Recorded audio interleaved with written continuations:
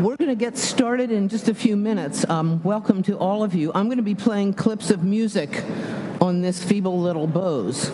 And so I'm going to do a sound check right now. But you might, I checked it Thursday, and I think it's good for the whole room, but you might want to sit up closer rather than farther.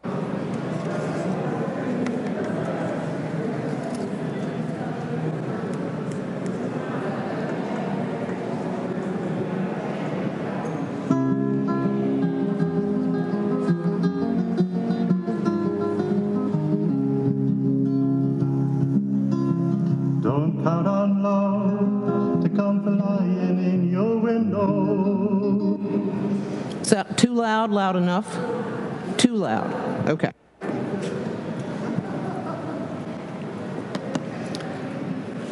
Okay. Welcome. Hi, Peter.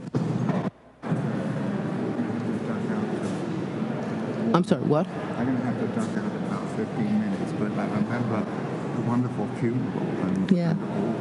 learning about Bill. Yeah.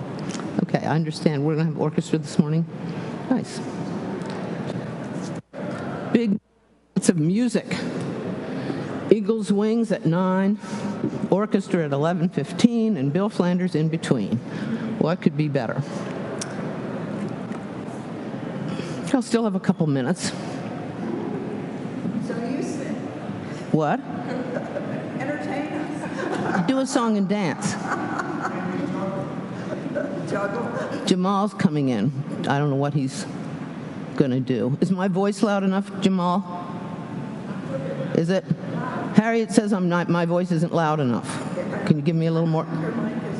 Everybody good now? You can hear me? Okay. All right. I'm titling this Bill Flanders, A Man, His Music, and His Theology. I first met Bill Flanders in 1987, so quite a while ago. I was the assistant at St. Mark's on Capitol Hill, and one morning the rector said, "See that man sitting out in the pew?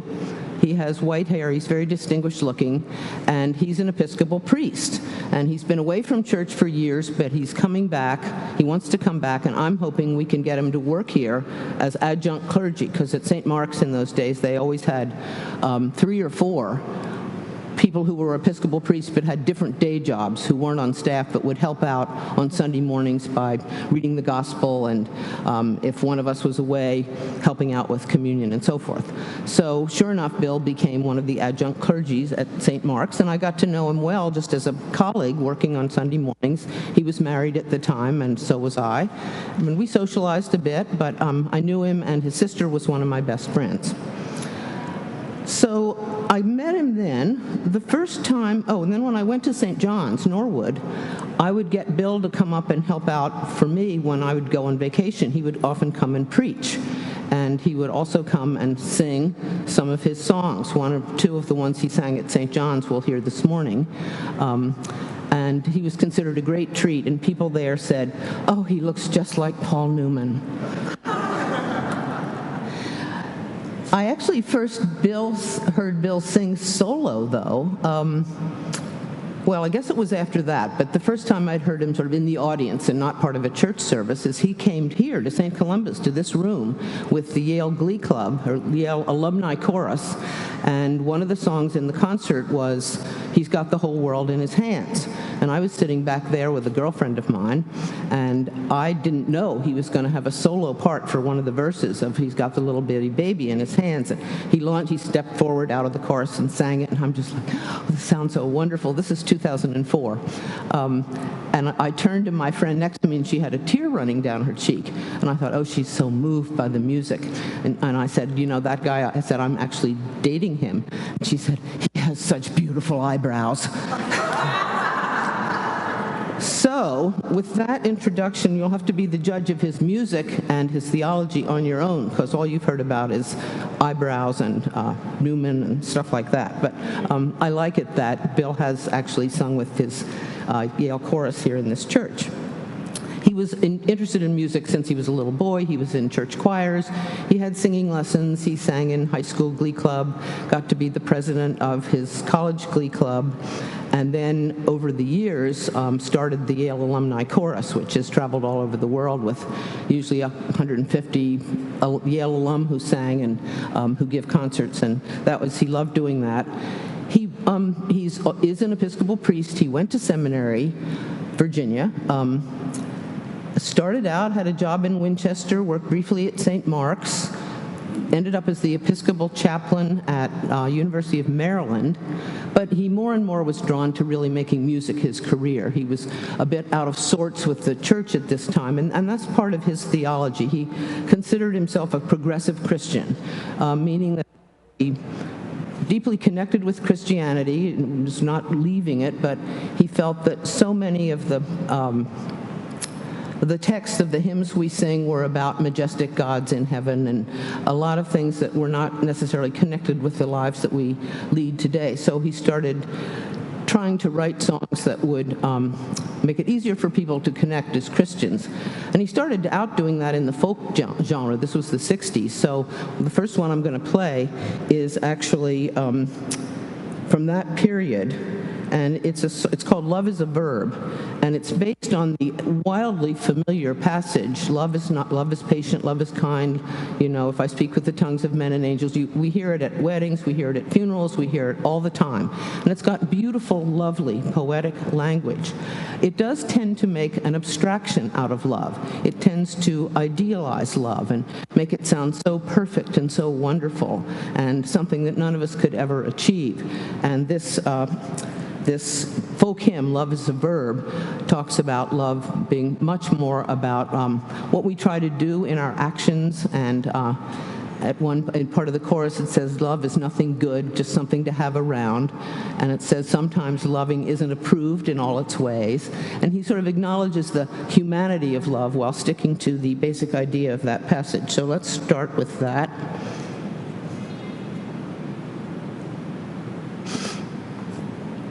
com/NPR. Oh, no. And from the doors. Sorry. Let me get into my stride here. Okay. Problem is there's glare and I can't see it. Okay.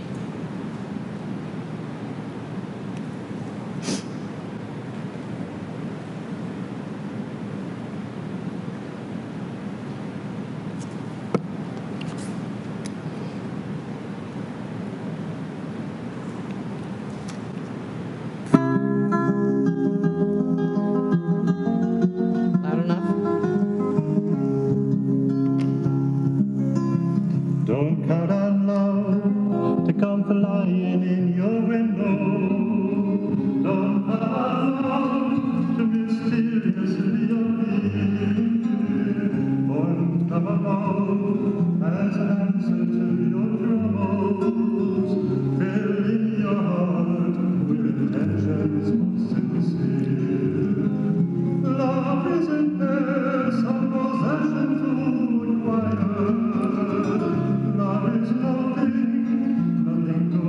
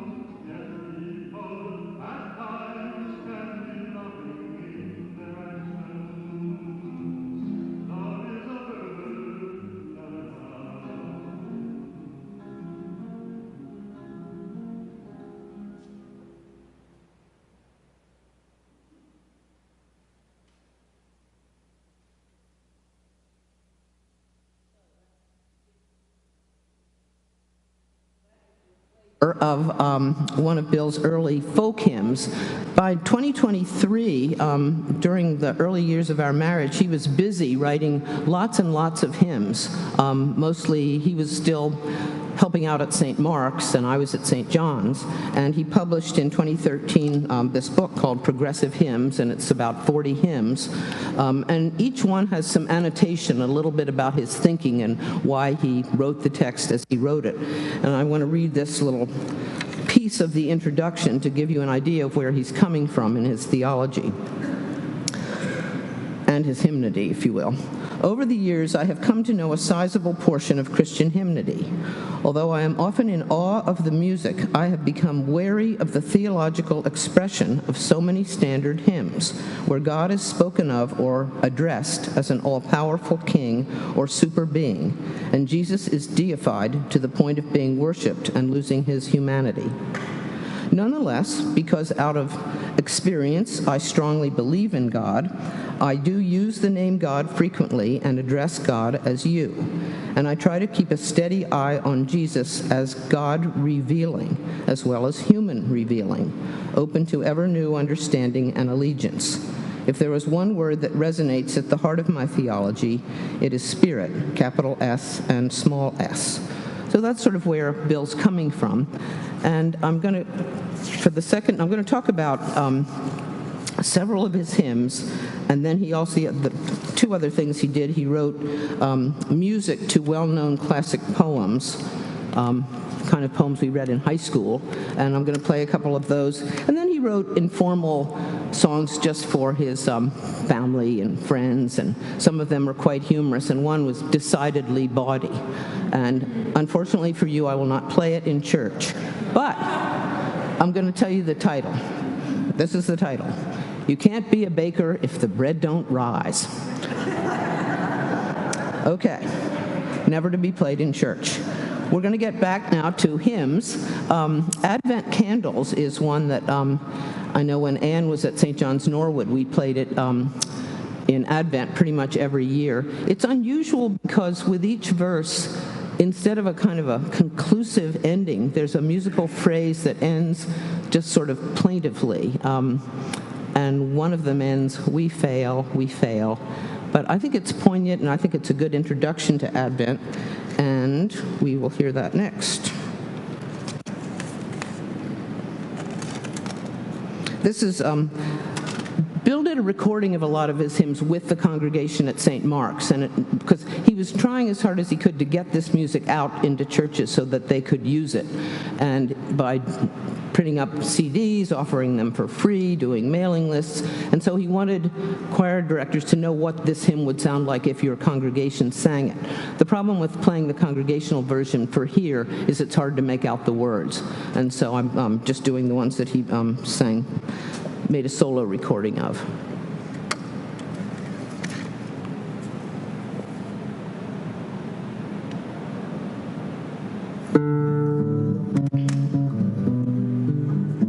Once more the Advent candles burn, for new, for fuller life we yearn. Let music cast a hopeful spell. Oh come, Emmanuel. We sing a verse that once Isaiah wrote. St. Matthew in his time would quote, a child shall be conceived and birthed, a blessing given to all the earth. We hear his name, Emmanuel would be, God with us, God with you and me. So is the birth of Jesus told, and as in years and centuries old, we tell, but this we often fail to say, that God is with us every day, with us and with all humankind. has been and will be through all time. We fail. Emmanuel, great boundless name, all exclusivity is vain. To us and to all others come, each in our way finding a home. We pray.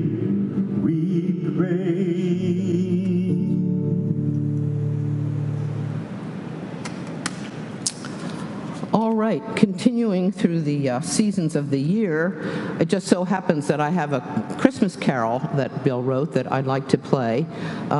He sang this one in church up at St. John's one year, and there's a couple of wonderful, back to the Advent candles. The whole thing about the incarnation. At Christmas we all go, yay, Jesus is with us, Emmanuel. We're celebrating God's incarnation of God's self in Jesus, but I really know that Bill's theology and my own embrace the idea of if in Jesus, so in us. God incarnates God's self in our humanity, and that goes on all the time, and it doesn't go on just in the humanity of followers of Jesus, that God incarnates God's self all the time, and I think that was an important theological point of the one that we just heard.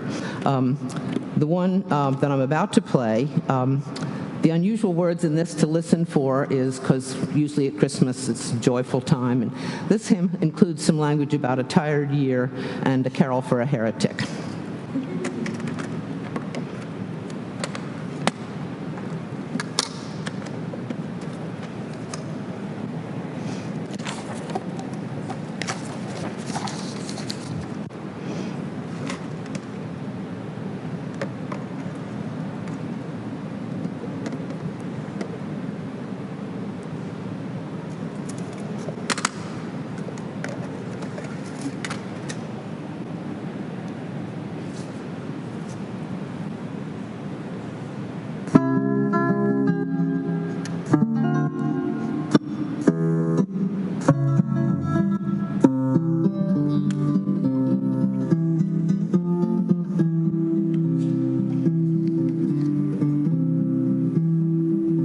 Sing me a carol, a Christmas time song. Sing one that's easy to hum. I'll follow along.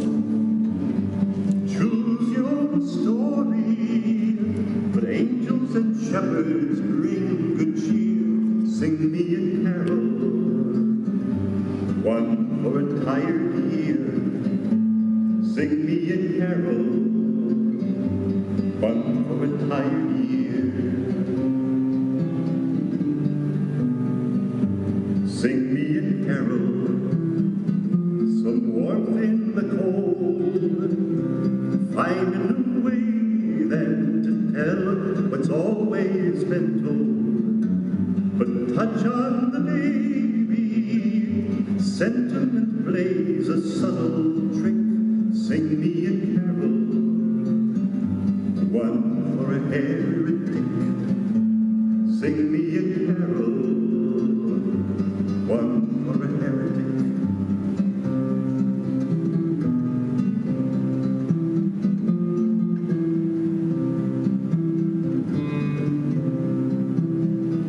Could Christ back in Christmas, so the stickers declare, I'd rather we let him alone to be anywhere.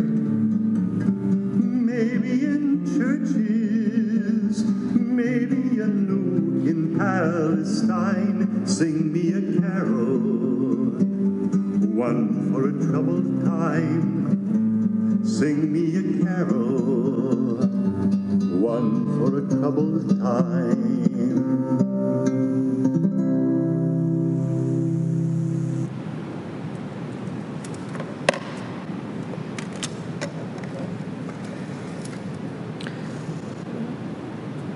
This is one of Bill's better-known hymns, the one coming up. It's a communion hymn. It's called Here is Bread and Here is Wine.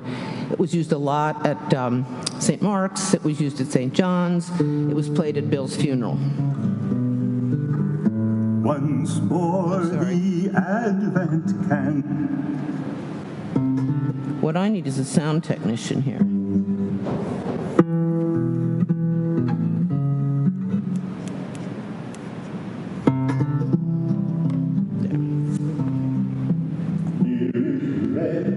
And here is wine, food and drink we savor with delight. Now upon this altar blessed, moving us beyond our taste and sight. Here is bread and here is flesh, here a body broken and restored, here a mind and hear a voice, hear the person that we call our Lord. Here is wine and here is blood, here is life in everlasting flow, here emotion, here resolve, here the Spirit in whose care we grow.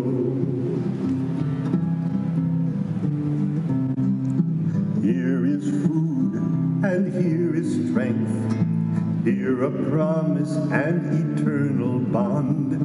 Here renewal, here release. Here a love to which our hearts respond.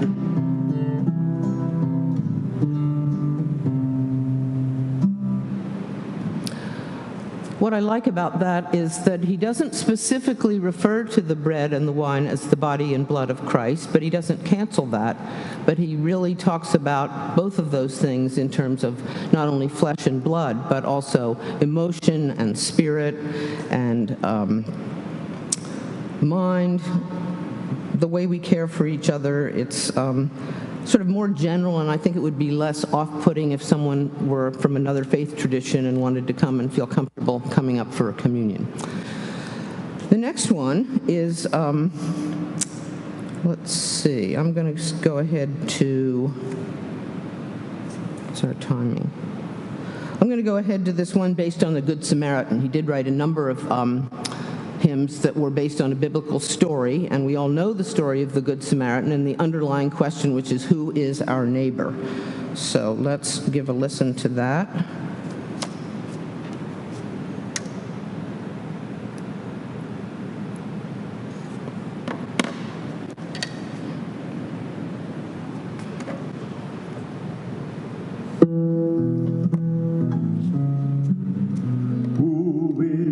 Our neighbor, that's the question. Who is this person we're to love? The one across the street or next door, or in the apartment up above?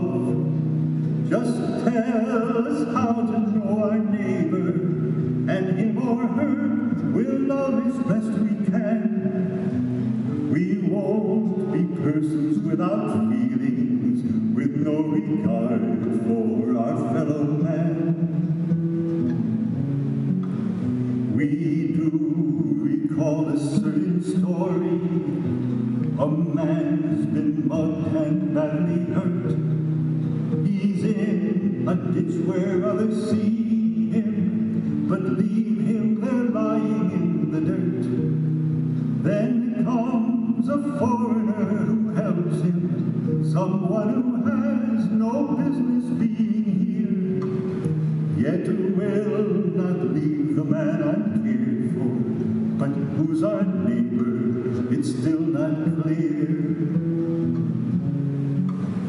Who of the passers-by proved a neighbor to him who could not even move?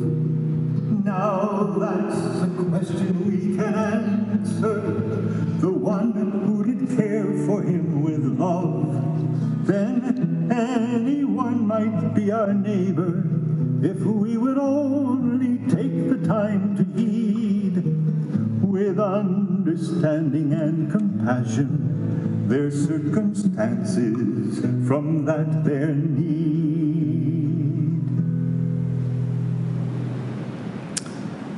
Okay, I'm going to play one more hymn. This one's called Surprised by God.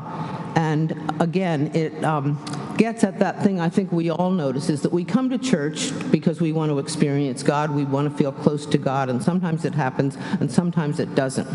But many people recount their most powerful experiences of God are through nature or music or love or other things that happen and ways that God touches our spirit. And so this song, and often it's a surprise. It's not like we can just sort of summon God and, wow, God's right there for us. Part of it was Joshua's sermon. We need to be open. We need to be listening. And God does surprise us. So this is Surprised by God.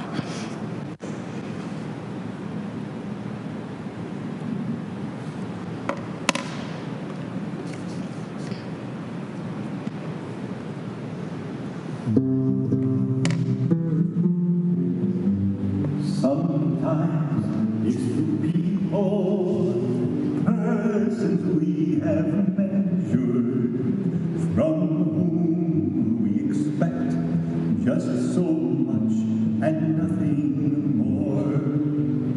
Then these very persons one day will astound us, and our world is shaken. Surprised by God.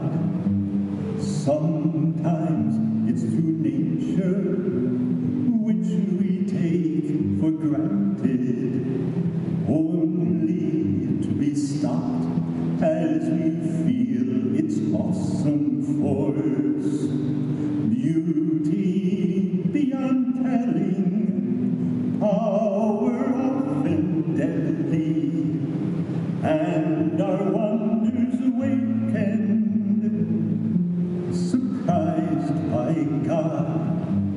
Sometimes it's within us, sought or unexpected, leading us to peace or to where there is no peace. Finding a connection, finding our direction, and our heart is taken, surprised by God.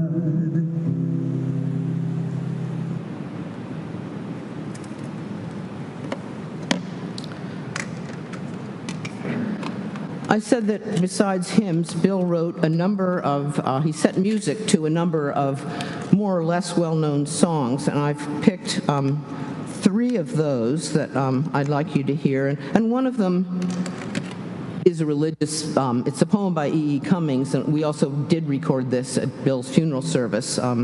He wrote it only about 5 or 6 years ago, and I just loved what he did it, and somebody heard it at St. Mark's and had it played at her wedding, and it's that I thank you, God, for most this amazing day. So let me get that out again, and that's track number 11.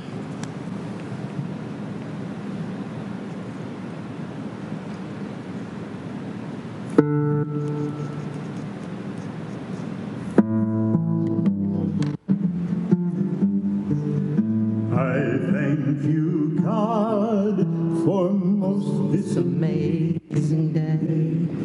for the leafy, greenly spirits of trees, and the blue, true dream of sky, and for everything which is natural, which is infinite, which is yes.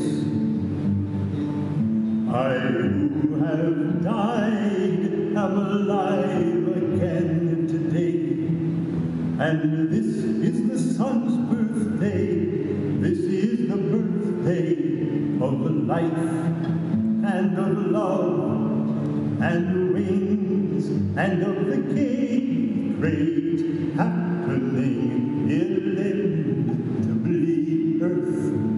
How should tasting, touching, hearing, seeing, breathing, any lifted from the no of all nothing, human merely being down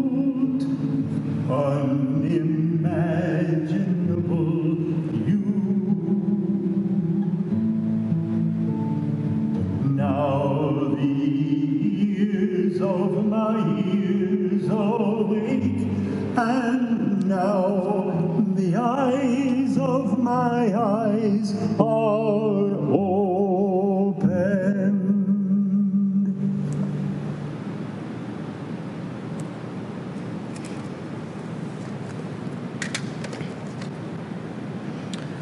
All right, now a complete change of pace. I'm going to play Bill's music that he wrote to the well-known poem by Dylan Thomas, "Do Not Go Gentle Into That Good Night."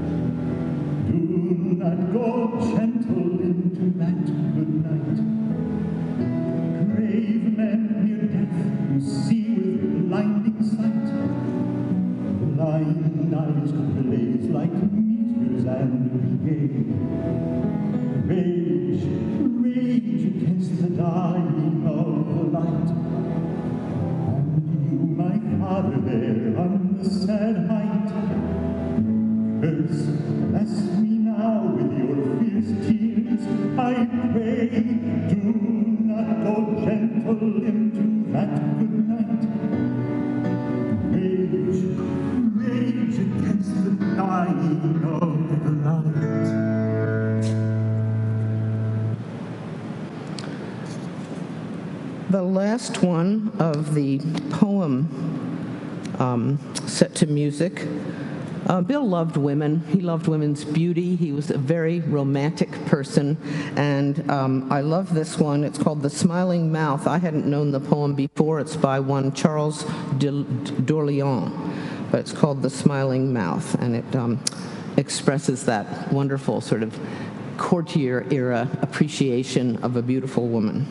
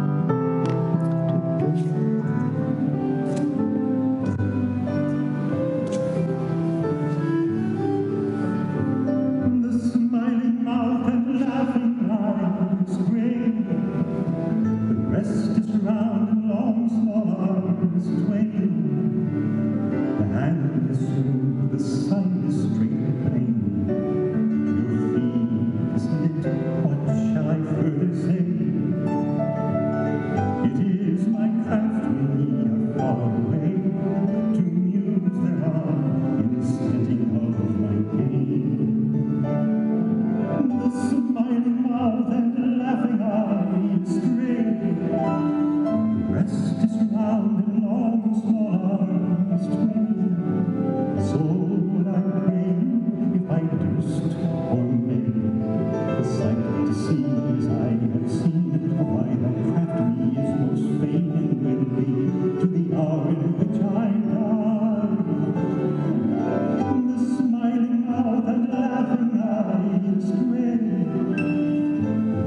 is round and long.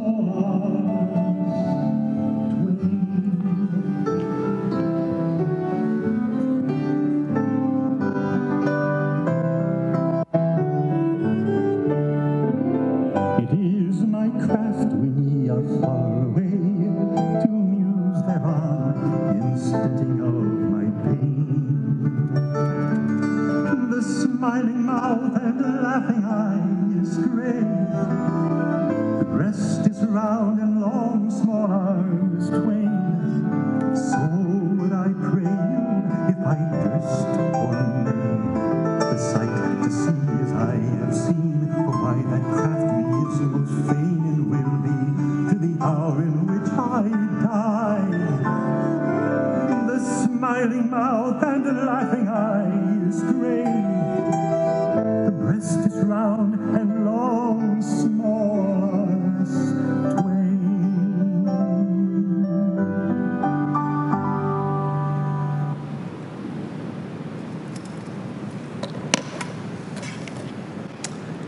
I'm going to end up with 3 more songs. One is, it's not bawdy, it's just humorous, but I think it's based on a true situation. Bill and his family used to rent a house on Cape Cod for years before they built one of their own, and there was something very strange about the shower head at this particular cottage, so you can listen to the story yourself.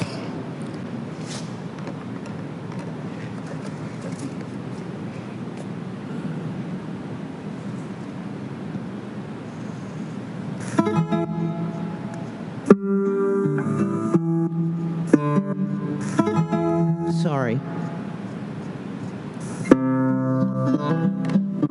He changes his whole accent.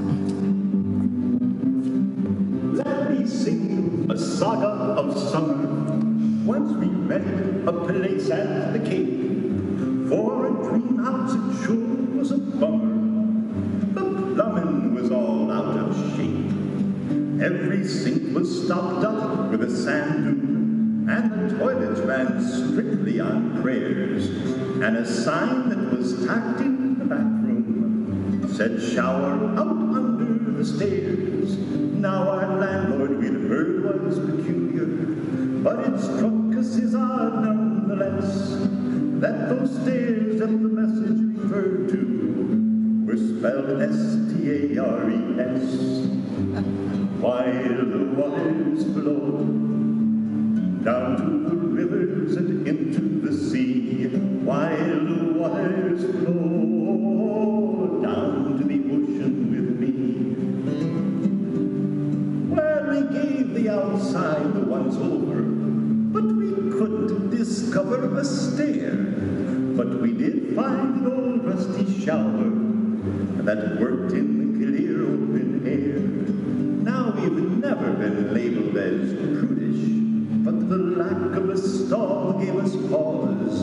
If the neighbors mistook us for nudists, there would surely be breaking some laws. Still, we had to admit that our neighbors hadn't paid us the time of the day. They were natives, we were but renters, and no one was looking our way.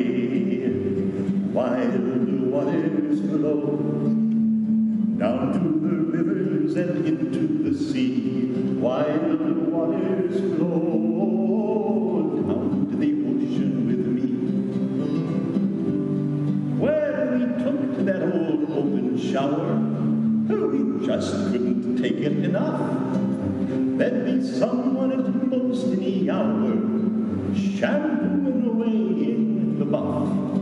I'm not saying there was a connection, but our social life started to grow. Every neighbor would make his inspection, then toss us a cheery hello. Here's a toast to our landlord creative, who postpones all his plumbing repairs. Now it's summer, we mix with the natives and shower out under the stairs.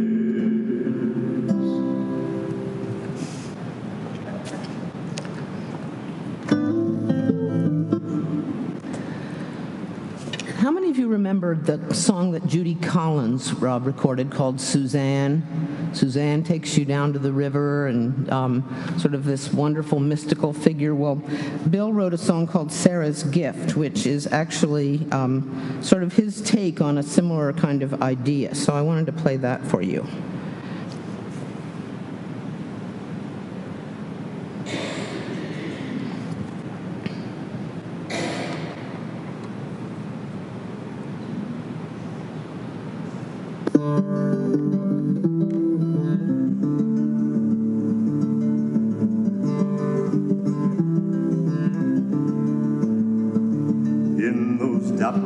is suspended when your past appears fulfilled, and your present stretches endless, for no future change is willed. By the sea or in the winding of a hard ascending climb, you may cross the path of Sarah, who will move into your time with her eyes of all that's over, and her smile of yet to be, and her presence that has power both to seize you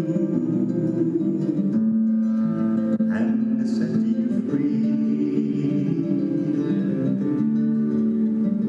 For your balanced mind won't welcome her intrusion in your ways, for the passions that possess her will unnerve your ordered days. All the values you accepted will be shaken to the core, and for Sarah you'll be risking what you've never risked before. With her eyes of all that's over, and her smile of yet to be, and her presence that has power both to seize you and to set you free. You will give up all to have her and work through the choking guilt, and then she'll quietly disappear. Take the future that you built. You can search the world and find her and insist she be your wife, but you may find that Sarah gives you nothing more than your own life. With her eyes of all that's over, and her smile of yet to be, and her presence that has power both to seize you and to set you free. To set you free.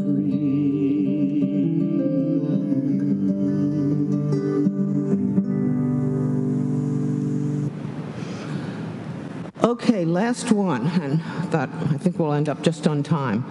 This is really one of Bill's more personal songs. I love it. I think it was written, I know it was written before his first wife died.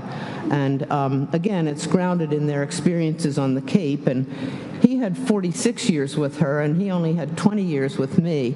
But hearing this song, it's I think applies to both what it was like to be at the Cape, and it's called Then Summer's Gone, and when the summer would come to end, and what I can identify with the feelings in it a lot, even if it wasn't written about his time with me. So here it is, Then Summer's Gone.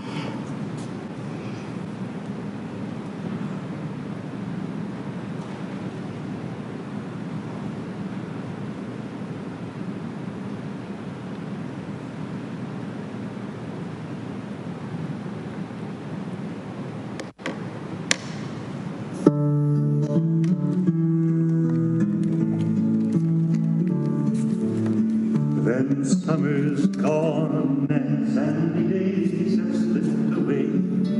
We touched the dawn, surrendered to the sun, embraced the sea and savored all its saltiness. No summer lives without you. Then summer's gone and distant walks begin no more. We trail the land and listen to its sound, gather its gold to lay upon the mantelpiece. No summer moves without you. The happy heat that sheltered all our laziness, the sandal feet and modesty ignored, all these are past, and yet their loss is terrible. Then summer's gone, but not you.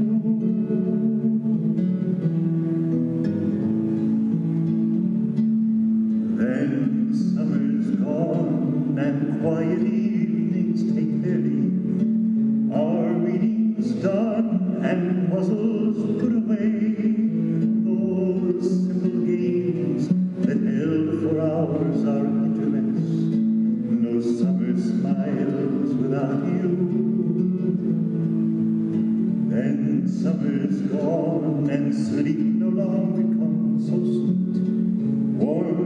his hand and sensual from the day, free to respond without the weight of covering.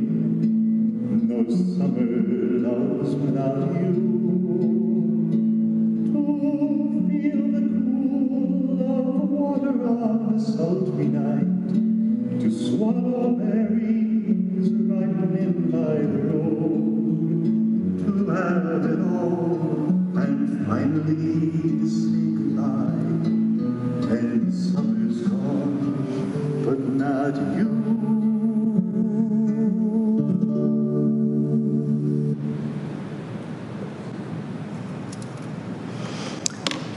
I don't know if we even have time for questions, but that was a kind of a quick tour of, I think, a man and a musician with just an incredibly wide range of styles and ideas, and just the richness of it has meant a lot to me. And of course, it's for all of those who are widowed to have this be able to listen to that voice. I'm good now. Last night when I was going through it, it was a little more teary, but thank you all for listening.